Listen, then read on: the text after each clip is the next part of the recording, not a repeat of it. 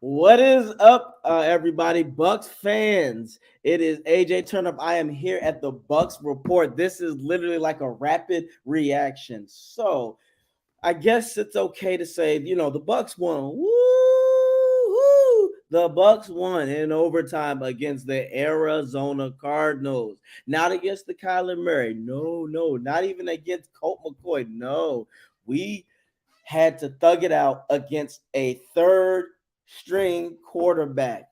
Man, I tell you, it is literally a Bucs life. They do not make it easy out here. So we are happy, 7-8. Now we got to go in and get ourselves prepared next week for the Carolina Panthers, who are actually coming off hot. And here's the thing: they beat a hot incoming team in the Detroit Lions. I'm just gonna be real. I'm gonna keep it a buck with y'all. The Tampa Bay Buccaneers did not deserve to win. They won by luck.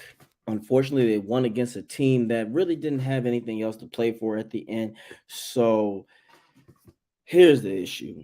Let's just get it. Let's just get all the shit out the way, Bucs fans. Because if you guys are like me, you are happy and thankful the Bucs won, but you don't feel good. You don't feel confident going against the Panthers next week. So let's just break it down. Let's be real. Again, let's be real. The players, all of them didn't show up today. Of course, Brady had some terrible plays today.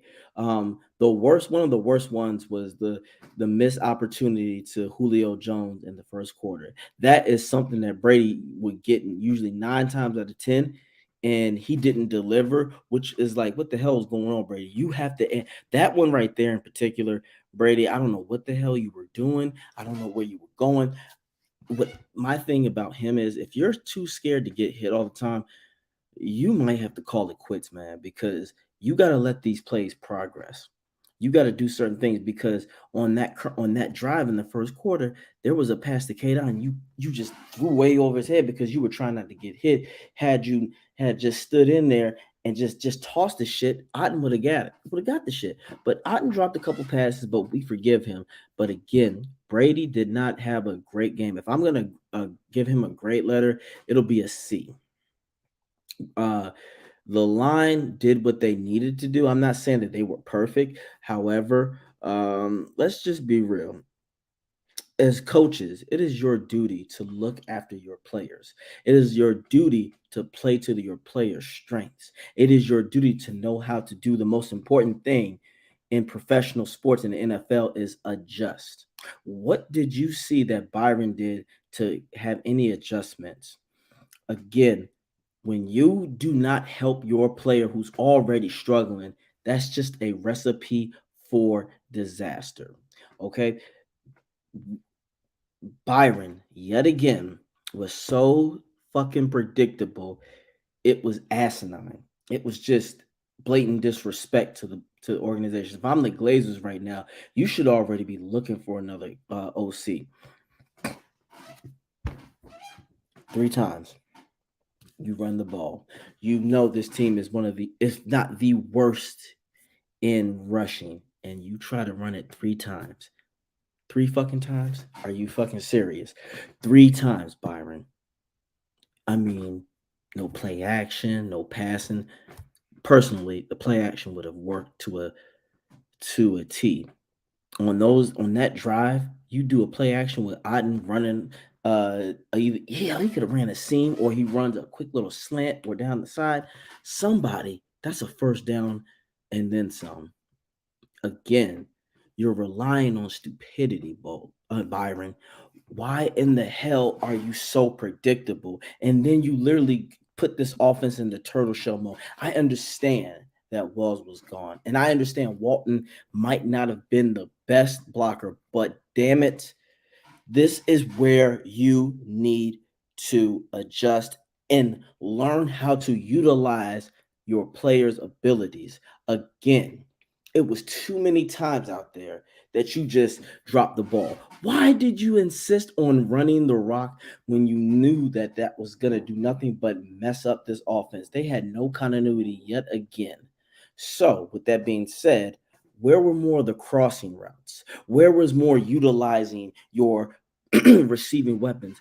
Byron and Bowles. Yes, Bowles needs to hear this too. If you really want this offense to run, you're going to have to set it up with a pass.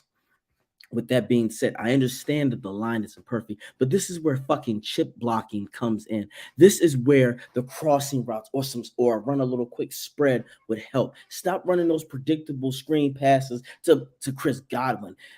Also, where the hell was Mike Evans involved in this? There was no corner on this team, and even if they doubled him, there was nothing. Again, you have to believe in your players. You did nothing to get him more involved. Again, where are the little short under crossing routes where you have that blanket? Brady should always have an under route, crossing route ready for him just in case he wants to get the ball out quick. Do something. The Byron basically literally played into the Cardinals game. You had JJ Watt going off on the run. He wasn't doing shit in the past. Don't get it twisted. He looks like he was dominating, but if Collinsworth, don't listen to Collinsworth. They're doing that shit just to keep the ratings going. Get the short passes going and then go deep. The offense, again, you became predictable. You did nothing to help Brady. And that's what pisses me off. Did Brady have a bad game? Absolutely. Brady should not be bragging about this game at all. He played like shit on a lot of occasions where plays was open. Like one of the interceptions to Evans was just simply stupid. There was no reason to go for it. But again, you have to utilize Evans so much more. Put him in the slot. Put him in the outside. If the if the corner is gonna be off of him, get some slants or just throw straight to him. Again, this offense has got to learn that they don't always they got to utilize the entire field, the width and everything. Everything, if it's a 3rd and 11, they're gonna literally just throw 7 yards up the field. Everything is like a damn go route. Byron is just not the guy for this. I really hope the Buccaneers organization get rid of him because he is very incompetent. He just doesn't know what he's doing, and most importantly, he does not believe in his players, and neither does Bowles. But for Byron, it's just unacceptable. You have Mike Evans, you have Godwin, you had Gage, you had Julio, you had Otten, you have Scotty. You guys have got to learn how to utilize them, and I understand. Brady missed Scotty on a deep throw. Yes, but again, you can use him as an under crossing route or again run the spread. And I understand, I am aware the Bucs offensive line is shaky. Again, they still get if you really look at the game, they gave him plenty of time. It's the play callings that have been shit all season. A lot of people out here want to focus on Brady. Stop that. Stop falling under the same bullshit perceptions of social media. Brady, guys, let me just break it down. Brady is going to always be the center of attention because he's the person that they're going to want to pay the most attention to because that's views, that's money, they pay for controversy so they can keep their job going. Again, if you know the game of football, this is what's most important. Coaching has got to help put their players in the best position. So you mean running predictable, stupid ass plays where you're HB diving up the middle or you're doing the same ass HB draws is really going to help this team? No, they gave up. Byron in the second half damn near gave up on this offense, y'all. There was no creativity. There was no imagination. There was nothing there to show, hey guys, I believe in you. Let's get out there and beat them. Byron and Bowles played not to lose. So that is just the offense in a nutshell.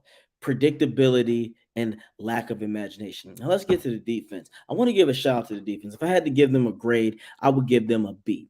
The Buccaneers defense came to play. However, I don't understand Bowles. When your defense is doing something dominant, this is what you like to do, which is stupid, especially on second down. Stop giving so much damn cushion. That doesn't work. Play man until that quarterback beats you out of it. You're not doing your corners any justice. They are man physical coverage type of guys. Again, this is a third string quarterback. So for all the people out there who criticize AJ, no, you're wrong because what happens if they get beat? Let me explain the importance of jamming and playing man. It's not for the most part, it's not just about dominating your receiver. When you jam, it is about disrupting the timing between the receiver and his quarterback. So this is what happens. Let's say if the receiver jams, if the corner is jams the receiver really well, what is going to happen? That quarterback has to not look at him anymore, and he has to go to his second option or his third option. But here's the beauty of it: if you have a strong front seven, which the Bucs can do, especially when Vita Vea returns, you do that, the quarterback is going to get sacked. And here's the thing: most quarterbacks are not good under pressure and duress, and if they have to go to another option. So, with that being said, this is a third string quarterback, ladies and gentlemen, a third fucking string quarterback. What you want to do is play nothing but man and put pressure on him to beat someone, and he's not going to because those guys their first they want to look for that first option so bad, or if they improvise, the more likely they're just going to run. Again, you have to play to your strengths. The defense held his own, but again, at the end of the game, they were getting gassed. A miracle happened with that fumble, and that was because it was a rookie on the Cardinals. But I thank you, Golston, for being alert because that saved the Bucs. Because honestly, I don't know where the Bucs would have gone if that doesn't happen because the defense was getting gas, and that's not the defense fault. The defense is playing their hearts out, but they have to have the offense to get their shit together, and that means you, Byron. The Bucs right now are literally the 99 Bucs, where the defense is doing everything to save the day, and the offense is doing everything to fuck it up. So again, I am very thankful for this win, but this Bucks team has got to do better. You're going against now. Here's the thing: you're going to go against the Carolina Panthers, and here's the thing: it's not that they want to win it because they feel like they can win it all. They want to win next Sunday because they don't. They'd rather spoil it for you. So here is what you're gonna have to do, Byron. You're gonna have to get out this fucking playbook because honestly, I don't think you're gonna do it because you suck. You have no kind of imagination and creativity. And the most important thing again, you don't believe in your players. But if you really want to look like you know what you're doing, you need to open that fucking playbook and air it out. Air it out in order to get the run game going. That's what's gonna have to happen. You gotta do things backwards. You gotta play to your team strengths. The Bucks team strength is receiving core. Again, get that straightened out and stop doing these predictable runs. Again, the, the, the Bucks are gonna have to really do some soul searching.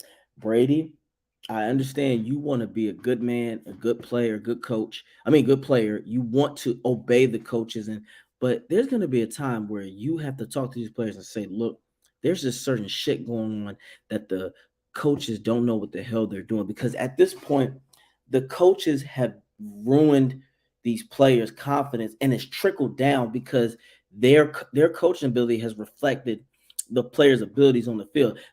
Thankfully the defense is still put together. Bowles is a great defensive minded coordinator or defensive minded coach when it comes to coordinator, but as a head coach, no, he doesn't have enough of this, and most importantly, this right here to lead his men and his troops. At this point, he is just better off as the Buccaneers defensive coordinator, and there's got to be a lot of changes. Again, I'm not here to give up on Brady, but if Brady continues to play like that, then it might be time for us to, you know, part our ways and allow Trask or whoever to show what they got. But I'm not going to cross that bridge yet because this is still the GOAT. And while he is still here, I believe. But the coaching staff has got to believe in their players. That is the most important thing. To the Tampa Bay Buccaneers organization, Jason Light, the Glazers, Tom Brady, Mike Evans, Chris Godwin, Devin White, Levante David, Vita Vea. I believe in you guys. I know you have what it takes to win, and I'm rooting for you. I want you to succeed because I know you can. Again, this is something where you guys have got to talk to these coaches and tell them to get their shit together, or you're going to win it for each other because right now they don't believe in you.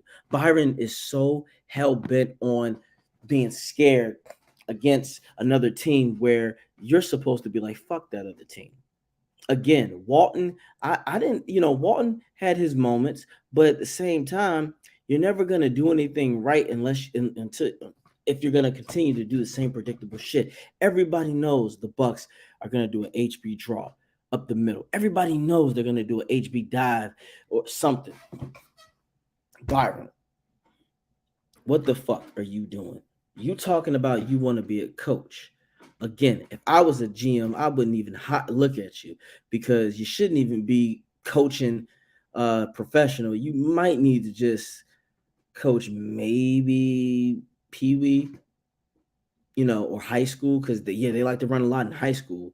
You don't have no business out there coaching a bunch of elite players and talent because you're doing this with the GOAT and Mike Evans and Godwin and the rest. I can only imagine what you would do with a rookie quarterback and a rookie receiving core. You will be lost. You just don't have what it takes. And that's okay. It's okay. If you don't have what it takes, everybody isn't always meant to be in those type of positions. And I see we have one Nathan Snell ask a question. Yes, please ask a question. I'm all here for fans that and for Buck fans to ask questions. I'm here. I would like to ask.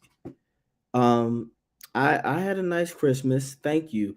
And the Bucks won, so that's a cherry on the top. But even if they would have lost, I still had a wonderful Christmas. I got a chance to be with my girlfriend, my mom, my family. Um, that's always a plus. That's the most important thing, to be honest. But other than Tom Brady, who else is the leader on the team? That is something. Thank you for asking that. Number one, Nathan Snell. Levante David I think, is a big leader, but it's going to have to take the players, not even the players. Where's the leadership in the coaching staff? And remember, I said leadership, not title, because you don't have to be in a certain position to be a leader. Your leadership reflects by your actions and your words and how you back them up. That is the problem with the coaching staff. There is no one in here to truly believe because leaders believe in their troops. Leaders believe in the people that are around them because you know why? And most importantly, leaders believe in themselves and they also know, okay, I got to do things right in order for my team to be right. But the most important thing is all about belief and accountability. If both of those are off, then the team is going to be off. And you can see it. You can see that the coaching staff don't know what they're doing. And this is why it is very important that politics should not interfere with football because when it does, it's going to lead to a disaster.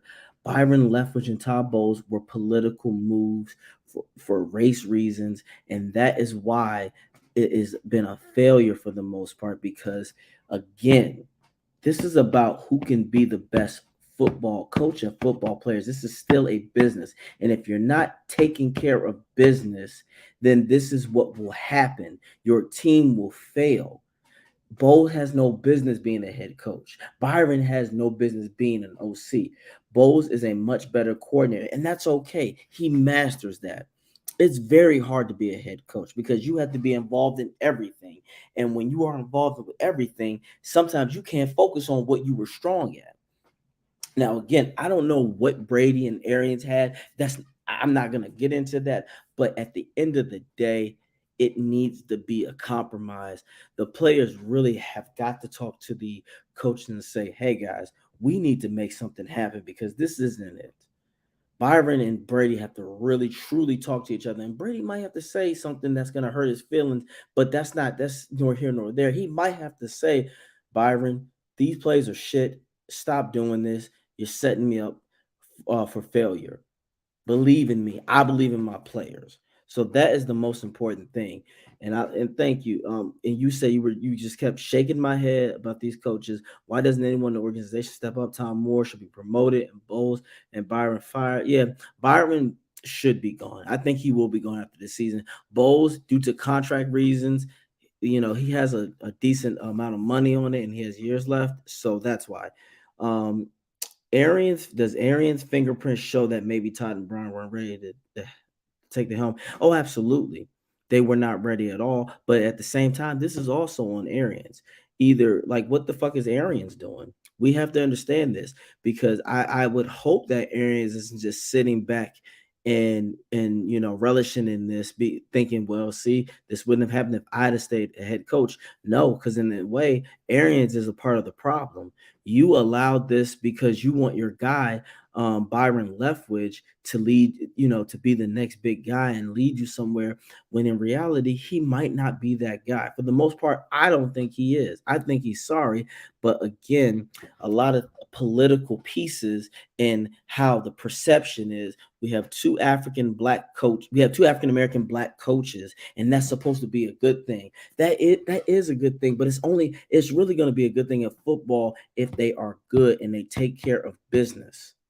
Because that is why Mike Tomlin is still a coach of the Steelers. He makes the best of what he has. He's a good coach, not a good black coach. He's a good coach. He's an elite coach. That doesn't mean that Leftwich and Bowles will be the same. Because obviously it's not. Can you imagine being an owner and let's say the best bet is that the Buccaneers finish 9-8. If I am an owner, I'm gonna ask Byron. Let me ask you this: you had Tom Brady, you had Mike Evans, Chris Godwin, Russell Gage. You had Kate Otten. You had Scotty Miller. You had Perriman. Now, I get that your two linemen fell apart, but what did you do to adjust? Why were you always considering running up the middle when you know that is why were you so predictable? And then we can look at your press conferences. Why do you scoff at journalists who are just asking simple questions? Do you feel, Byron, that you're in that position and that you're at a level where you don't really have to take it serious? Okay. Oh, here's a better question. Okay, you're laughing and saying this isn't fantasy. Okay, but what are you doing, Byron, to remove yourself from an amateur? If look, I'm going to take it back to those. If an amateur can predict your plays in a bar, someone who has never played the game, hell, maybe even only watched it only a few years, when you have your average Joes out there knowing your playbook, that's a problem, Byron. So, Byron, you cannot sit here with this arrogant mindset thinking that you are better than others. No, you didn't. Let's be real. If you really know Byron Leftwich, he was a average to below average quarterback. He didn't have a stellar career when he played. He had mediocre to decent at best. I remember when he left Jacksonville and then he was in Atlanta and the Bucs destroyed him there. And then when he got to the Bucs, he wasn't that good. So again, he is not at that level to where he can scoff off. And this is where I really hope that the Glazers are paying attention. Now, Bucs Time 12 said nepotism coaching staff. I would say it's more of a political thing. Yes, they have a very diverse staff, which is wonderful, but it's only wonderful if you're good at it. I don't give a shit who is there. If it got to be a bunch of white men, but the Bucs are 15-2 every season, so damn be it. Now, if the multicultural staff happens to be really good, that's cool. But this is football. We want to get the best coach, no matter what color or gender. So that's where they got it wrong at. When you go for politics, that's what's going to happen all the time. You're going to end up fucking yourself and getting the wrong person.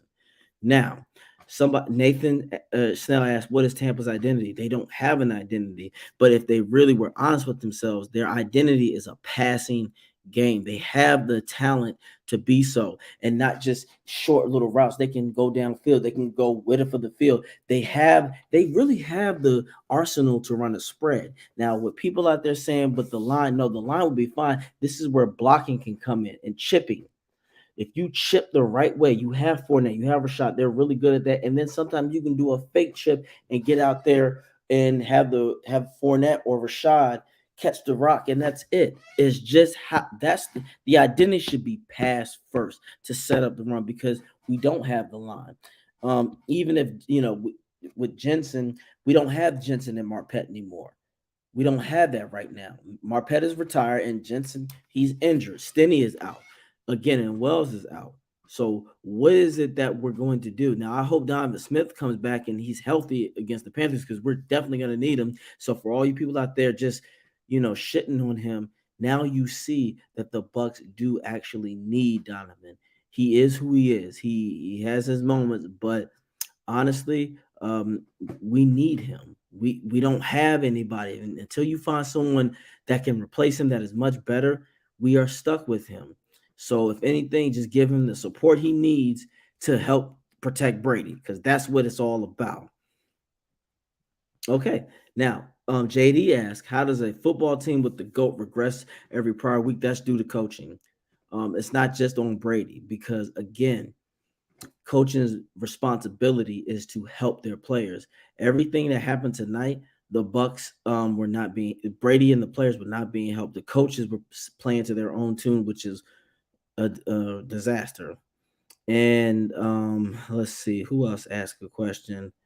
Uh, Smith isn't the best, but at least he's dependable most of the time. I'll just say this. Oh, and then someone asked how much blame goes to TB12. I'm going to say 40%. He did not have a good game. I'm here to tell you that. Like I said, I give him a C. He did not have a great game.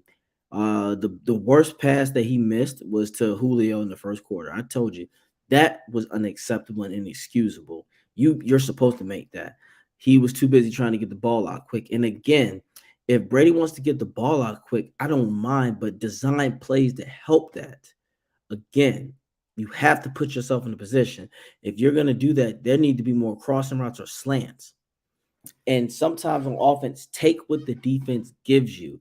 If you see that they're playing cushion coverage, throw the ball immediately to a receiver and make them get closer, because then you never know, if they play too close, you can beat them. Because I'm gonna be real, there was a lot of times when Sean Murphy Button was guarding DeAndre Hopkins. Hopkins was burning him on a few plays, and if they had a real competent quarterback throwing the rock, the game could have got ugly for the Bucs. The Bucs could have got blown out the way they were playing on offense. Defense again was trying to do their best to keep this game close, and they did. They did their duty, but the offense has got to help them out.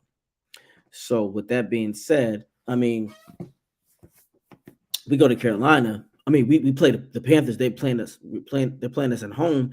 The Bucs have got to find a way to get everything out. I'm hoping Vita Vea comes back, because that will be a big help to us with Vita being able to get double coverage.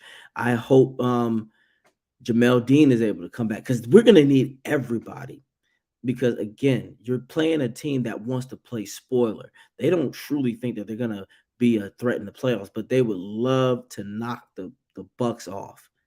Why wouldn't they? So again, you have to put this team away. Do I see the Bucs going you know, like blowing out Carolina? Absolutely not. No. Now, really, I don't believe in it because Byron is still there, but that's just me. The issue is that here's the thing. Byron has got to just get out of his own way. When you play the Panthers, you just got to play to your strengths. Again, the Bucs need to seriously consider passing. Passing is the most important thing at this point right now. And if Brady wants to get it out quick, you design plays to help him get it out quick. Again, there's too much talent that I see on this team that the coaching staff is not utilizing, and that is on the coaching staff. If you For people out there, I just want to be logical. If you put your players in positions to make bad plays, that's what they're going to do. A lot of people want to blame Brady, but again, if you put Brady in a bad position like this, are you really helping him as a coach? What are you doing to help him? You can't expect him to go out there if you give him shit that's not to his strengths. Didn't we do that with Winston? I'm not saying Winston was perfect, but look how many times we put our players in positions where it's like, shit, I don't do this well. Why do you continue to do this to me?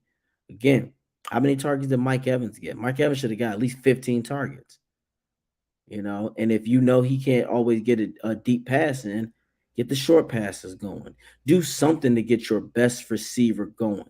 That is an elite receiver. Again, Mike Evans is very patient because if I were him, I would have left the Bucs. But he's a patient man because he's good like that. So this is where the coaching staff has to get their head out of their asses and make something of themselves and truly look at it and go, you know what? This isn't about me. This is about the players. We need to believe more in the players and understand that these guys, they get the shit done. And we got to say to hell with the other team. Fuck those guys. I don't care who's on there. JJ Watt shouldn't have even been a thought tonight. Somebody should have knocked him on his ass. And I know it's easier said than done, but that's what you got to do. But again, with this Carolina game, this is a very important game. You lose this game, shit. This is the game, honestly, you just go all out. You go all out, you push the playoffs, and you don't have to worry about the Falcons. They're eliminated. So if I'm Byron and you have a soul, just go in there and call the best fucking game of your life. Again, the Panthers are not necessarily a great team.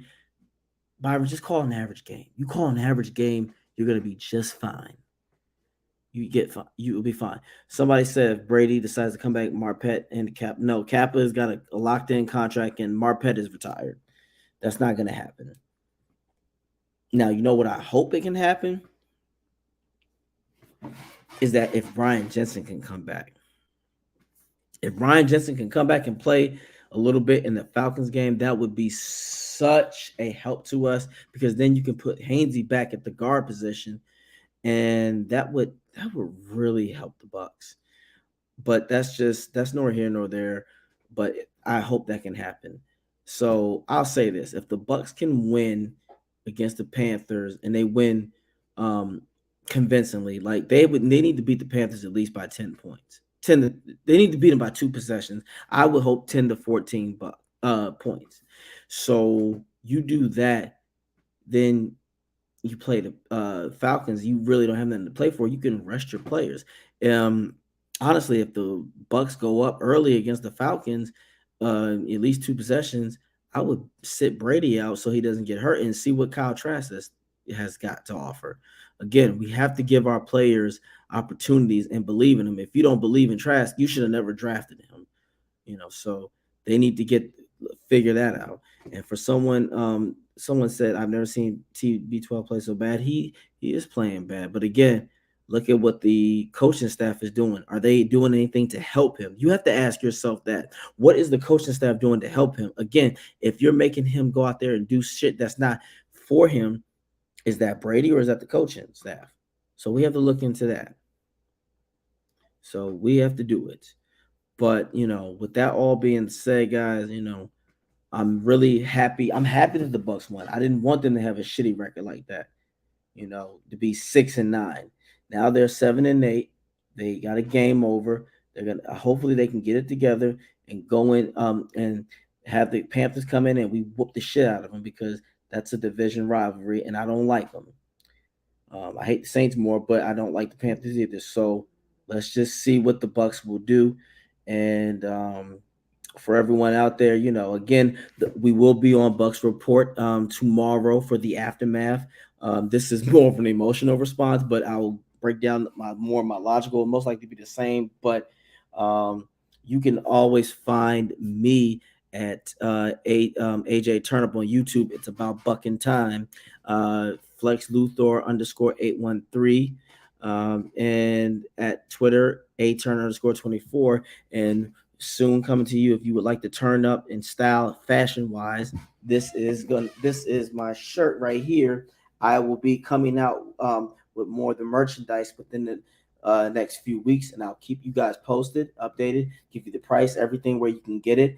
In the meantime, again, let's give a shout out to the Bucs report for this, because it's giving me an opportunity for us Bucs fans to come together to vent, cry through tears and joy.